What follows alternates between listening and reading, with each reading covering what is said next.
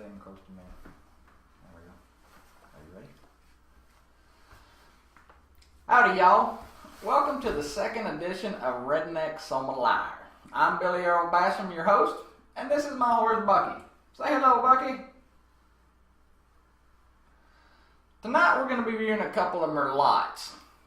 Before we get started, though, I wanted to dedicate this episode to Bob Sogi, one of the most inspirational men I've ever met in the field of wine. He shared knowledge with a ton of people for a ton of years, and just wanted to give a shout out to Bob tonight.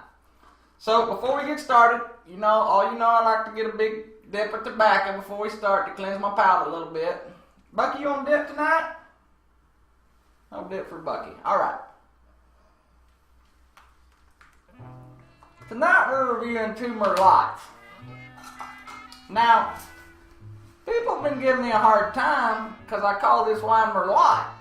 But if we could put that word up on the screen. Yeah, M-E-R-L-O-T. Merlot. Too many people call Merlot. That would be M-E-R-L-O-W. Well, obviously, they don't know what they're talking about. So, Merlot is a grape that comes from a region in France called Bordeaux. Bordeaux is famous for several grapes: Merlot, Cabernet Sauvignon, Cabernet Franc, Malbec, and Petit Verdot. Those are the traditional Bordeaux grapes. They're often used in blends that the French are pretty damn famous for. Alright, so let's get to some tasting. The two wines that we got, and you guys know, we always go out and get wines you can afford. And we got some cheap ass wines today. We got what is commonly referred to as $2 Chuck, what I like to call cheap ass Charles. Anyway, it's only $2.49 at Trader Joe's. The other line we got is also from Trader Joe's, and it's Trader Joe's Reserve Merlot, which is $4.99. So it's double the price, and we'll see if it's double as good. So let's get to it. First of all, I'm going to pour some of the $2 Chuck we got. We're going to start with that one. A little in there. Get a little bit there for Bucky. Bucky likes a little. And as normal, the first thing we like to do is check the nose of the wine, how it smells. You always want to swish it around a little bit to oxidize it. It helps it smell better. This wine kind of smells like burnt molasses. Yeah, maybe like burnt molasses and some rotten plums sitting on the ground in your orchard. Not a real big fan of it. Bucky, what do you think about the nose on this one?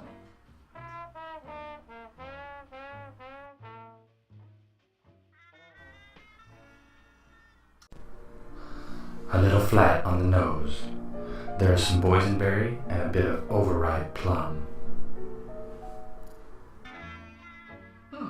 I swear, Bucky, sometimes I can almost hear your thoughts. Okay, so let's go to the palate on this one.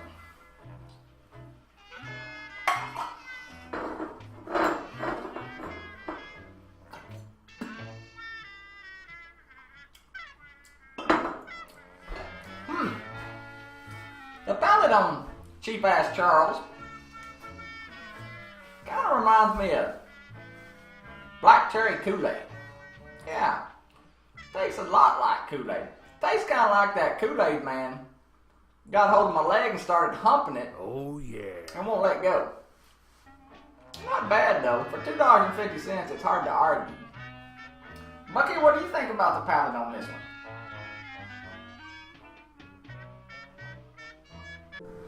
The residual sugar is a bit overbearing, the fruit is jammy, and the wine presents itself as a bit flappy.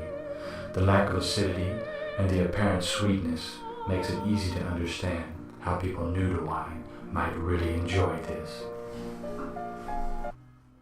Yep. Pretty much what I figured. Alright, so let's go on to the next one. The next one is Trader Joe's Reserve Merlot.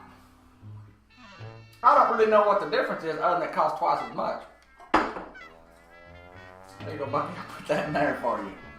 Alright, so pour a little in there, Bucky. I'll give you some. You kind of got a blend now. I don't think the horse knows the difference anyway, to be honest with you. Not the brightest horse in the world. Sorry about it. Alright.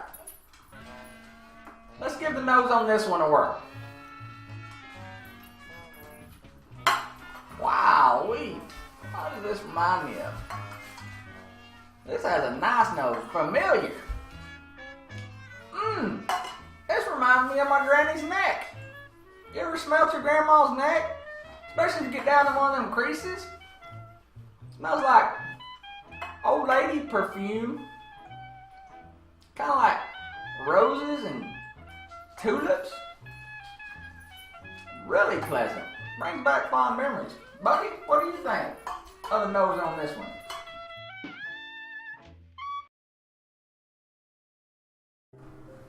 A very pleasant nose. Cherry and plum notes with a nice floral aroma. Yep. Sounds about right. Alright, let's move on to the palate on the Reserve Merlot from Trader Joe's.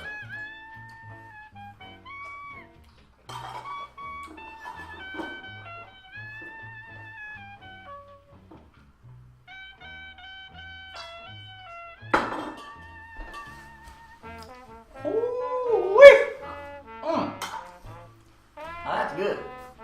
Thankfully it don't taste like Granny's neck either. This is like having a fruitgasm in your mouth. All pleasant fruit. I would say that this wine, even though it costs twice as much as cheap ass Charles, it tastes 10 times better. You guys should invest in some of that. That's some pretty good shit. Bucky, what do you think about the palate on this one? A much better balance to this wine. There are once again cherry and plum flavors, with a nice lingering finish. The tannins are pleasant, and the acidity seems to be in harmony with the sugar. Very nice. Could be. Alright. Well, so, I think for me personally, the cheap ass Charles, if you just want a buzz, hard to beat, $2.50. Very drinkable. But in comparison to the $4.99 Reserve Merlot, spend the money, folks. Spend the extra $2 and what is that? 49 cents. Spend it. It's worth it. Bucky, let's get Bucky's take on it. Alright, Bucky. Yay or nay on the cheap ass Charles? It's a nay. Bucky's not going cheap. And then on the Trader Joe's Reserve Merlot, there you go. From the horse's mouth, it's a yay. Thanks for tuning in for this episode. I want to send another shout out to Mr. Bob Sogi to thank him for all the years of service and all the wonderful knowledge that he shared with students over the years. And as Bob once said, when it comes to wine and your own preference, nobody can be wrong. It's just you. I like that. That's something I definitely took away from Bob. And don't let anybody tell you what you should and shouldn't drink. You drink whatever the hell you want to.